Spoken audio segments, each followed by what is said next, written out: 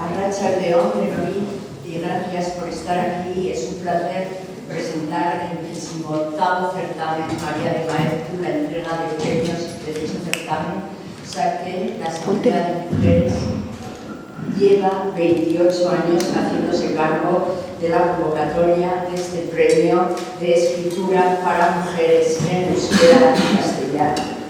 Y es también un homenaje a la figura de María de Maeztu, impulsora en la profesionalización de la mujer e impulsora en que la mujer tomase la palabra y el espacio público. Platón decía, el habla es lo que hace al ser, ¿no? Es una potestad del ser. Pero ya Rancière le dice, pero ¿quién puede hablar? No todos pueden hablar, ¿no? Puede hablar el que tiene el espacio y el tiempo para hacerlo, es decir, el que tiene el poder de la palabra.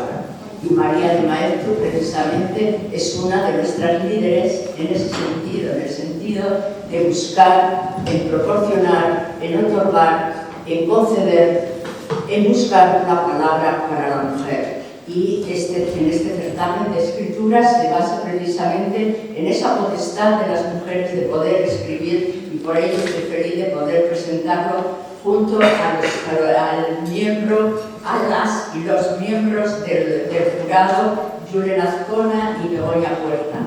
Y sin más, daros la bienvenida y vamos a dar paso al inicio de este encuentro con la actuación de Inés Bengoa. Gracias. Es que repaso.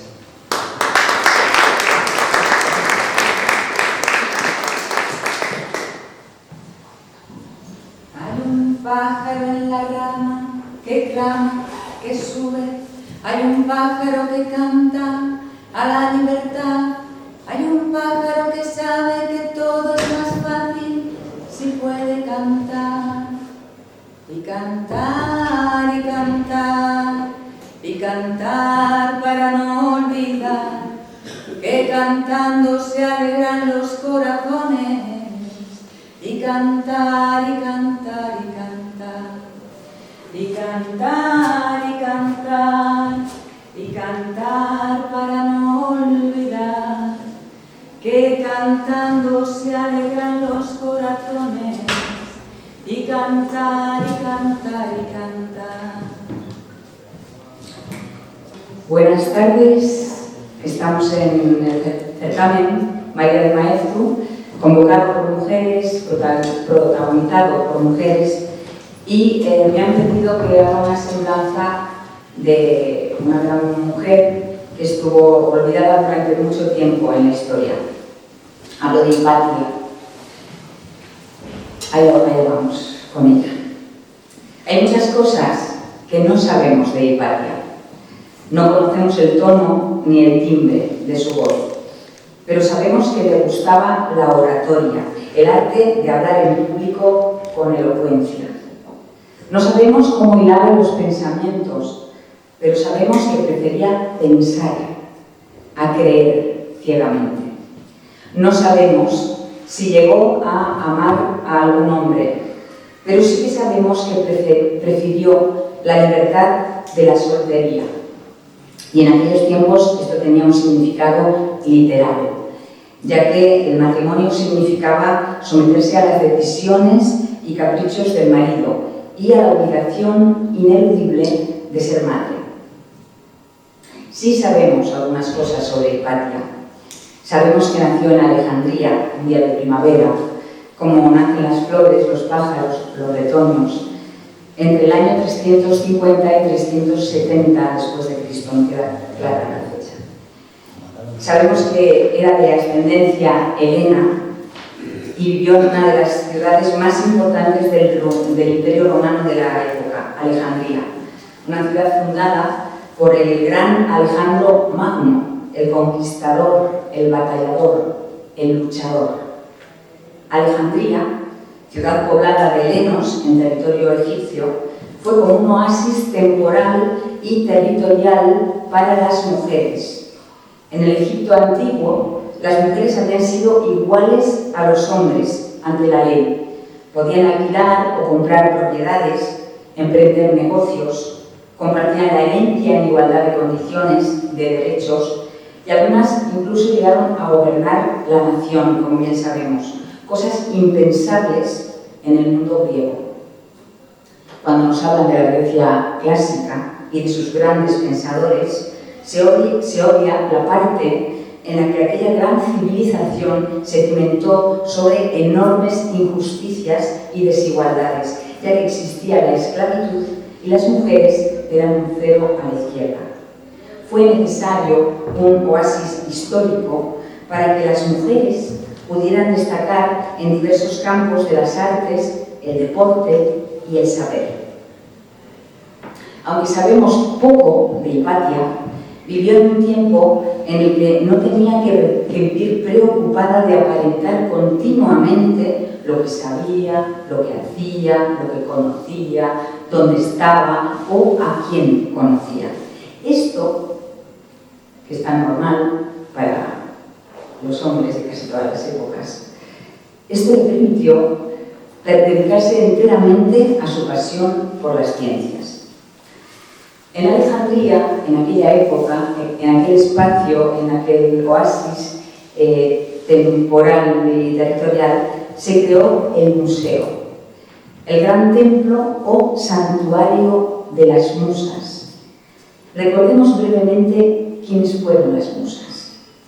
Las musas fueron las 9 hijas que Mnemósine, personificación de la memoria, tuvo tras 9 encuentros con Zeus. Bueno, así lo pone la Wikipedia, encuentros con Zeus. Si conocemos un poco de mitología, ya sabemos que los encuentros con Zeus para las mujeres eran bastante fatales, porque mujer que se le metía entre ceja y ceja y de pilón y de mato. Así que tuvo esas 9 hijas después de esos 9 encuentros con Zeus, Mnemósine, que era hija de Gea, la tierra, y Urano, el cielo, y había sido engendrada para custodiar los recuerdos. Con suma delicadeza apartaba las experiencias negativas que intentaban pegarse a la memoria de los humanos y reforzaba las positivas. Pero después de engendrar a sus 9 hijas, dejó de tener poder sobre los recuerdos, ya que cada vez que las miraba no podía evitar acordarse de Zeus, aunque no lo quisiera. Esto tuvo graves consecuencias entre los humanos, que empezaron a atormentarse con ciertos pensamientos y recuerdos. Mnemósine pidió consejo entonces a sus progenitores, y estos le recomendaron que instruyera a sus hijas en las artes y las ciencias, para que así sirvieran de consuelo a los humanos. Y así lo hizo. Las musas aprendieron la poesía, la historia, la pantomima, la flauta, la danza, la lírica, la tragedia, la comedia y la astronomía. Cuando crecieron, las envió a la tierra para que iluminaran las mentes de los mortales. Estas eran las musas, y volviendo al tema que nos ocupa, el Museo de Alejandría fue algo nuevo en el mundo civilizado. Fue el primer y único instituto de investigaciones científicas. Hipatia fue estimulada por su padre, Teón, hacia el conocimiento de las matemáticas. Esto va mucho más allá de lo que parece, ya que era una invitación al pensamiento libre. Camino abierto anteriormente en Jonia por pensadores para los que el conocimiento era un interés en sí mismo y camino hacia la libertad. Había nacido así el pensamiento racional. Hipatia, en aquella época, volvemos a sus tiempos, tuvo 2 maestros, por maestros a 2 de los matemáticos más importantes de todo el imperio, Teón, su propio padre, y Hipatia. Cuando llegó la hora de ir a la universidad, decidieron que siguiera sus estudios en el museo, protegida de los fanáticos religiosos que en aquella época no eran otros que los cristianos, que empezaban a atacar a las mujeres estudiantes, exigiéndoles que se fueran a sus casas, que cubrieran sus cabellos, sus cuerpos. La nueva religión declaraba enemiga a la mujer, la humillaba y avasallaba. Pablo de Tarso, que no es otro que San Pablo, dejó escrito: Las mujeres escuchen en silencio las instrucciones y óiganlas con entera sumisión. El discurso de Cirilo, patriarca de Alejandría en aquella época, era claro. Sumisa y entregada a la obediencia de Dios, tiene que dedicarse a alumbrar hijos. Hipatia, en todo este momento histórico, fue catedrática del Instituto de Matemáticas del Museo con 21 años, la más joven de todo el cuerpo docente. Continúa.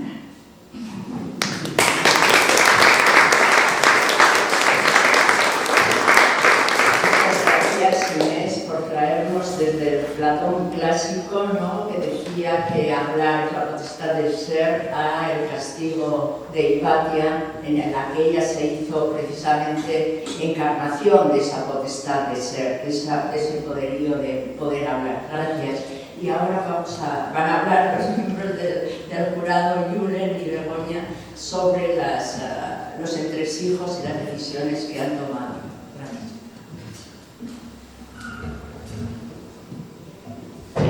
Arratsaldeon guztioi.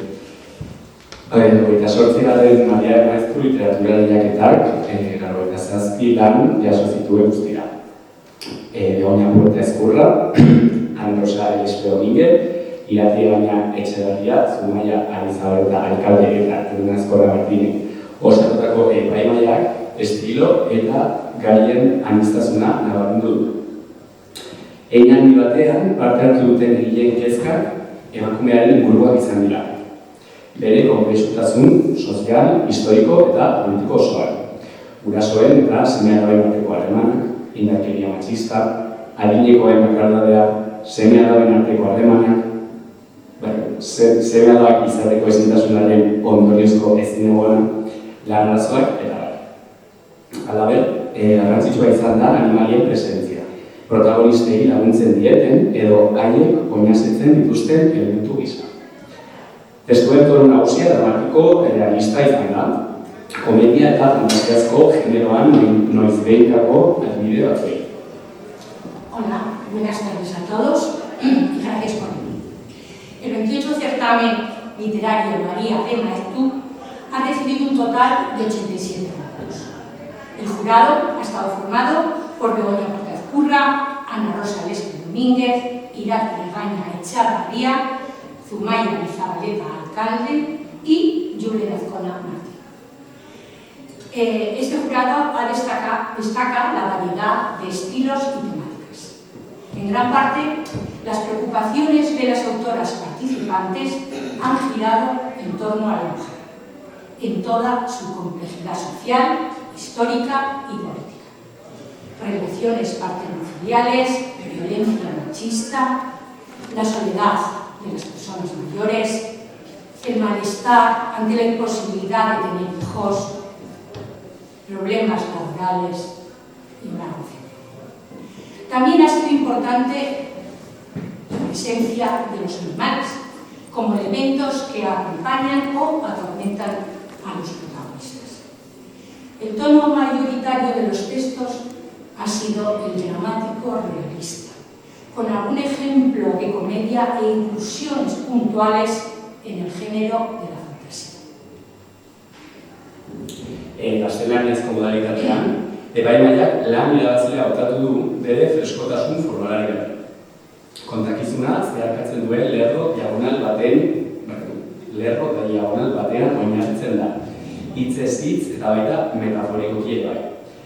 Lerroak testua bitan zatitzeaz gain, bi narratzaile protagonisten bizitzak ere zatitzen ditu. Elkarri entzuten eta ulertzen ez diotenak. Eta horrek ezinbesteko amaiera tragikora eramaten ditu.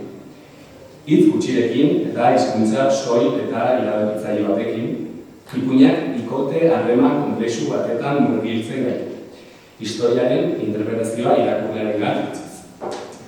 En la modalidad de castellano, el jurado reconoce el trabajo ganador por la frescura de su propuesta formal, basada en una línea diagonal que atraviesa el relato de forma lateral y metafórica.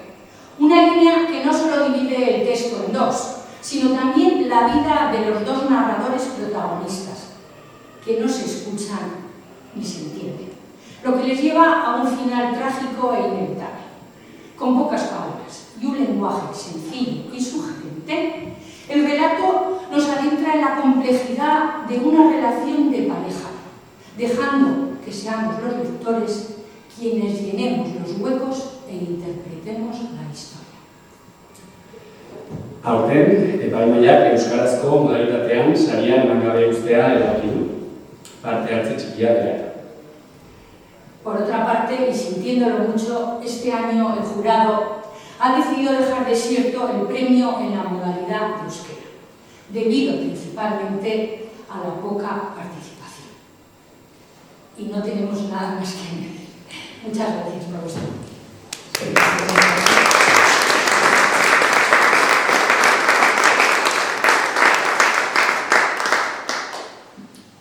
También decir que se han recibido relatos desde, por supuesto, Pamplona, Vitoria, Logroño, Zaragoza, Barcelona, Cáceres, Madrid, Suiza, Argentina, Valladolid, Finlandia, Gijón, Elche, etcétera, etcétera. En un número cercano a... ¿cuántos relatos? 87. 87.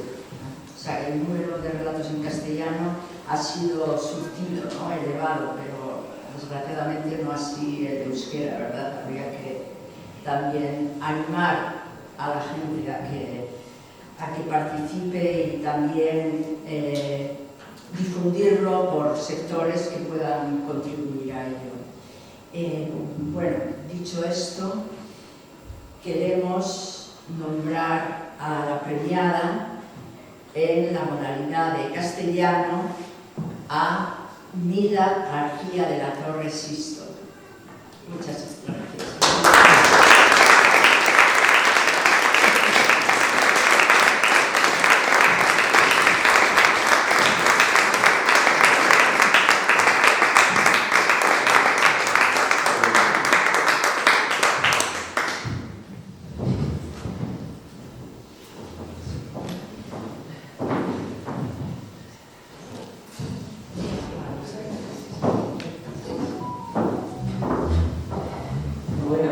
Buenas tardes.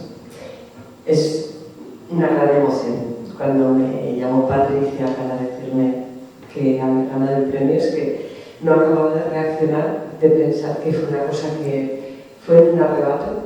Dije, había elementos, ¿no?, de este certamen que me gustaban y dije, bueno, pues voy a ver qué pasa aquí, ¿no? voy a echar un cuento que es una hoja. Yo no sé si luego la podréis ver, que es muy rara, o sea, os la advierto ya, pero realmente cuando me llamaron y dijeron que lo había ganado, me sentí muy orgullosa, porque me di cuenta de que por lo menos había gente que había entendido lo que yo había querido contar en esta breve historia. Solo un folio, no es nada más.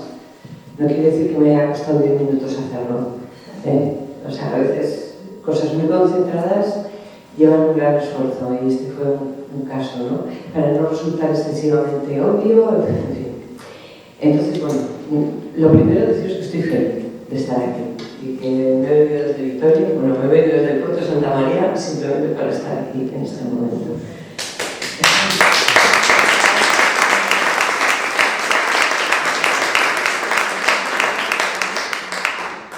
Y he escrito unas pequeñas cosas para contaros un poco por qué hice yo este cuento y qué es lo que me motiva, ¿no?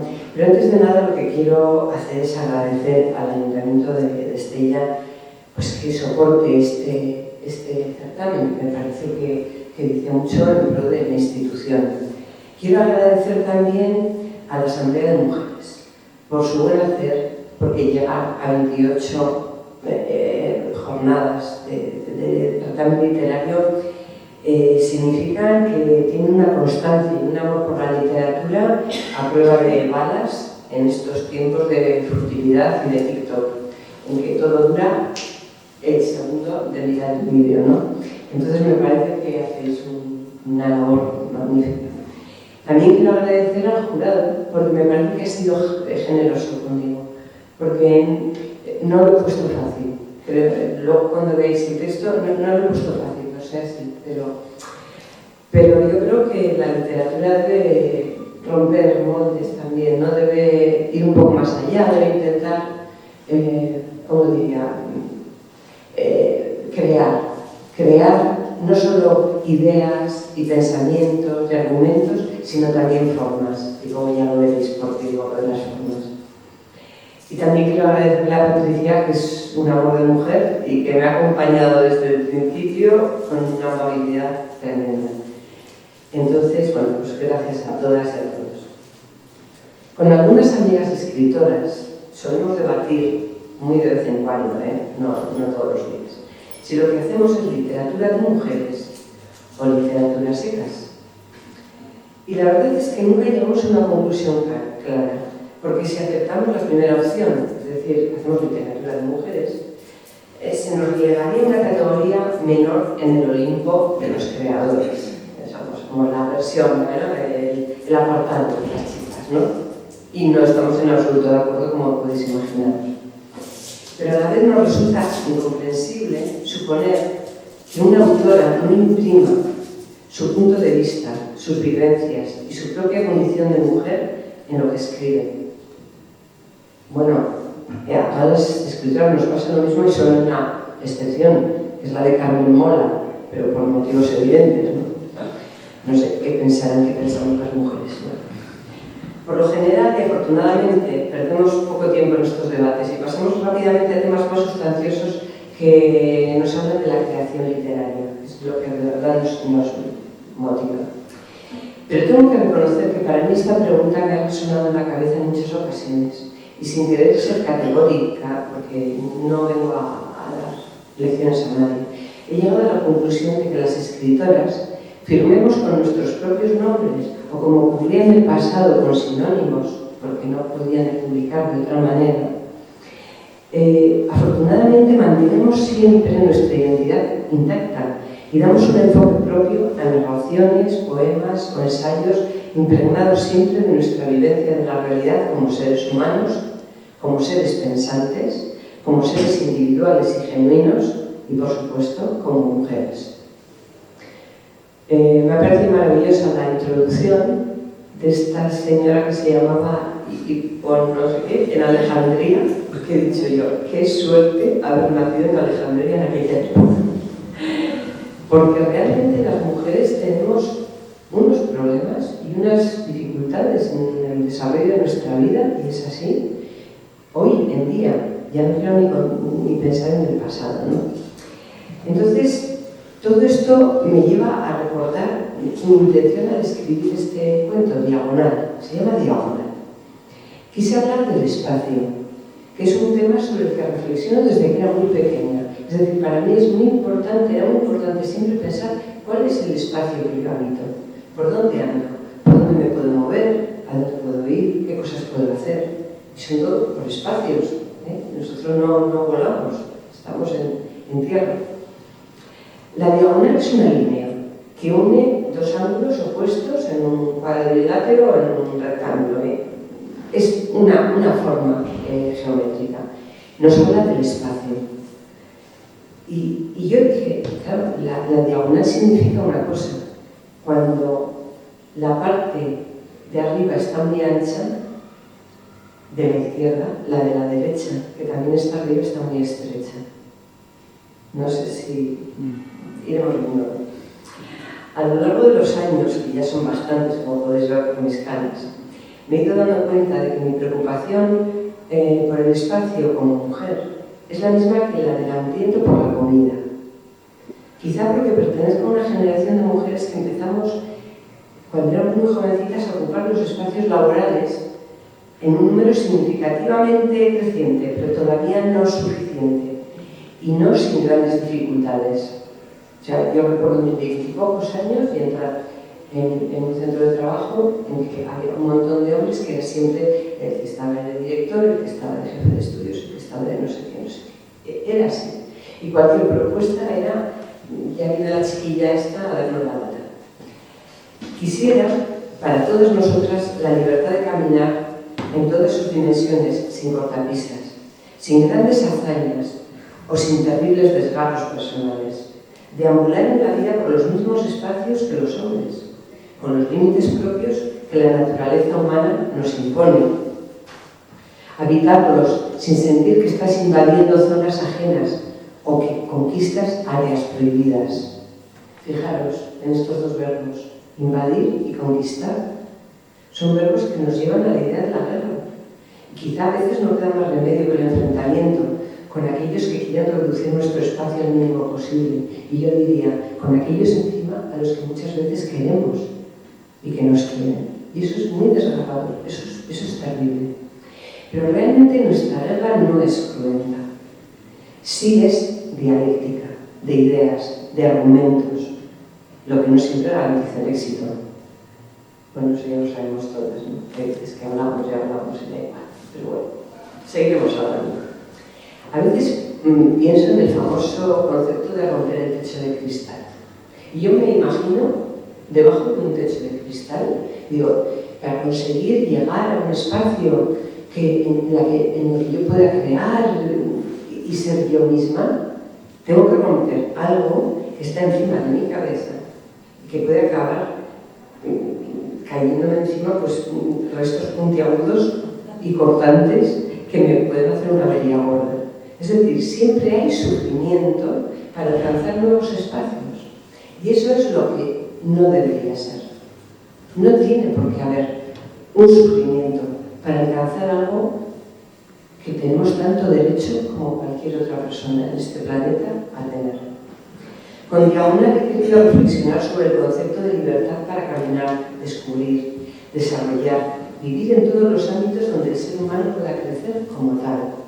Aún quedan muchos por los que querríamos transitar sin miedo, una calle oscura, en una noche de fiestas locas.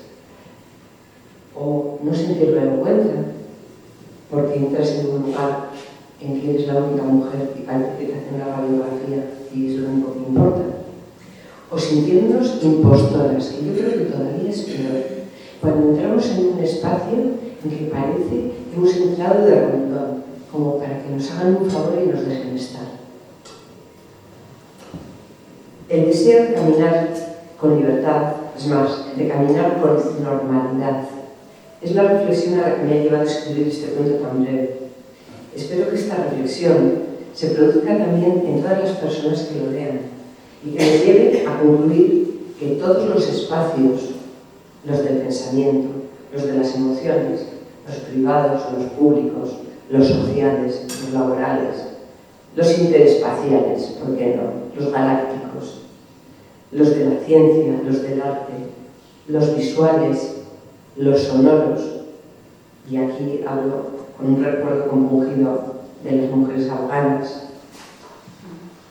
En definitiva, que todos los espacios debemos ser todos muy conscientes y todas muy conscientes de que todos los espacios están incompletos si faltamos las mujeres.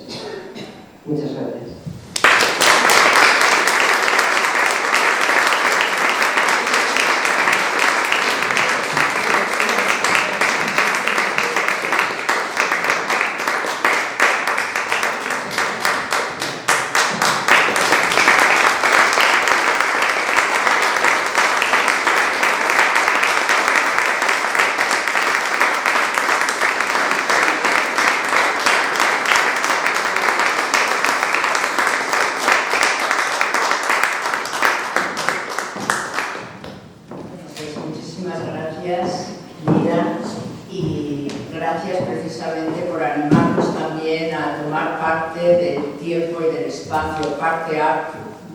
Tomar parte y tener la palabra y poder hablar. Puede el subalterno hablar, puede la mujer hablar, los que no son figura principal llegarán en algún momento a tener la palabra.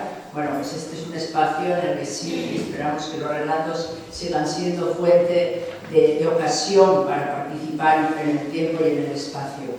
Y ahora quisiera dar la palabra a Inés Bégoa para que nos deleite.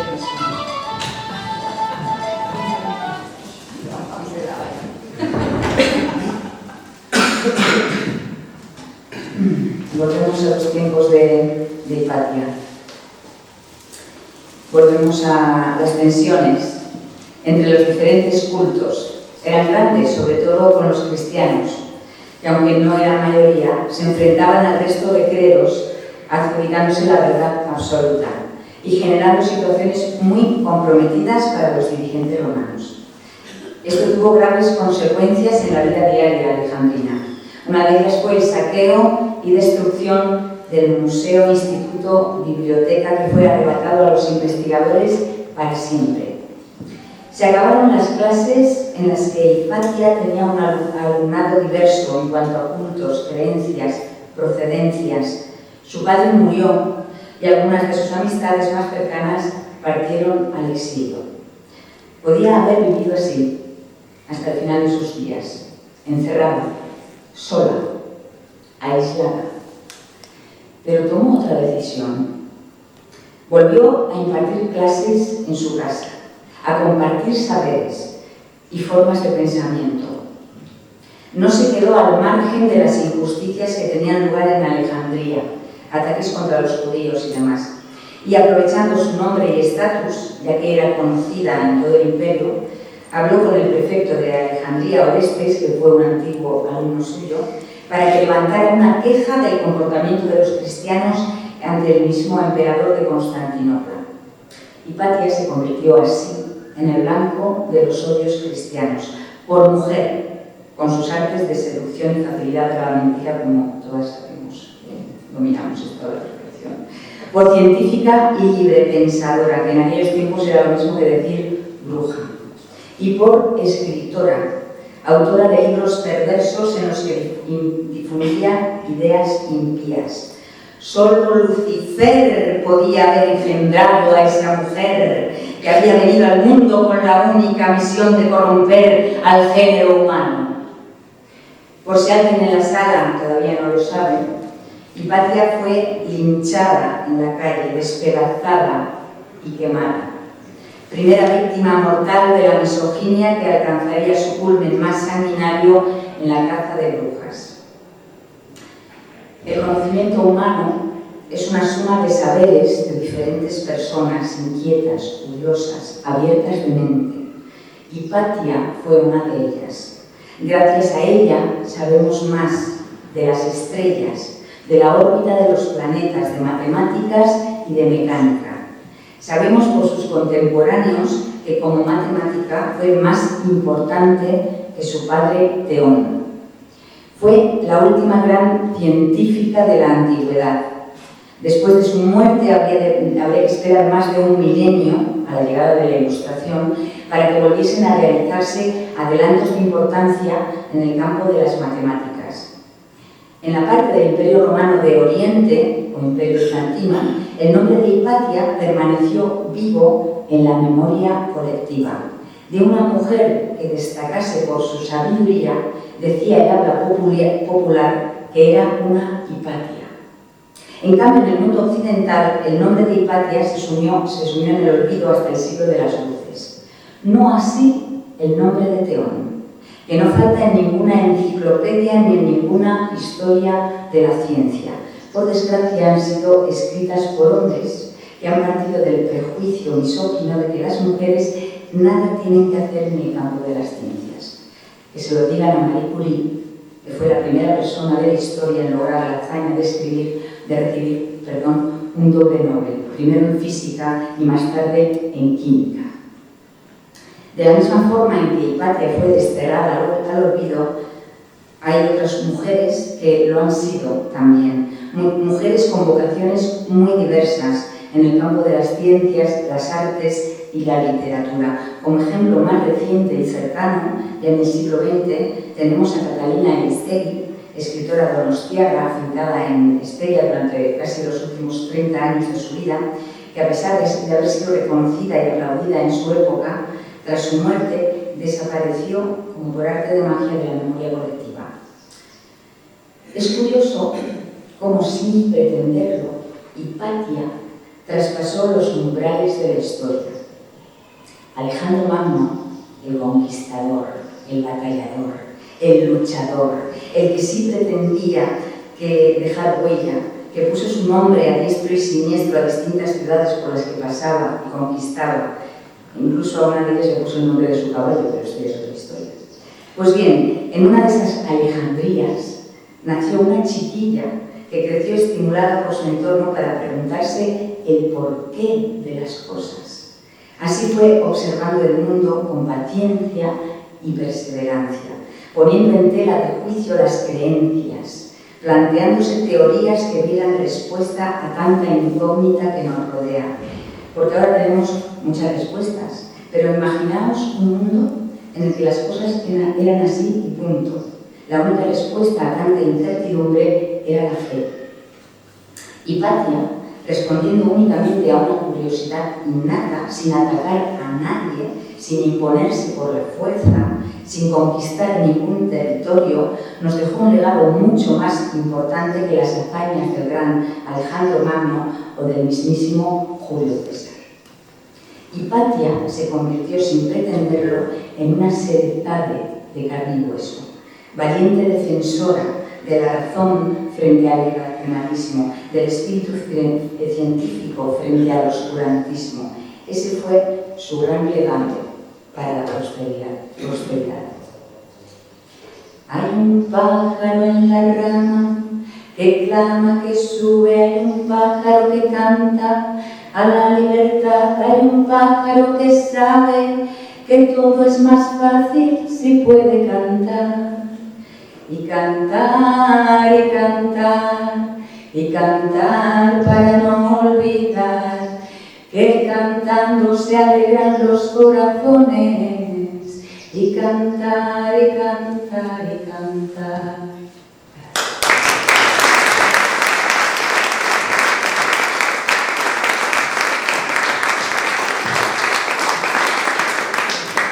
Muchísimas gracias, Inés. Muchas gracias, Mila, García.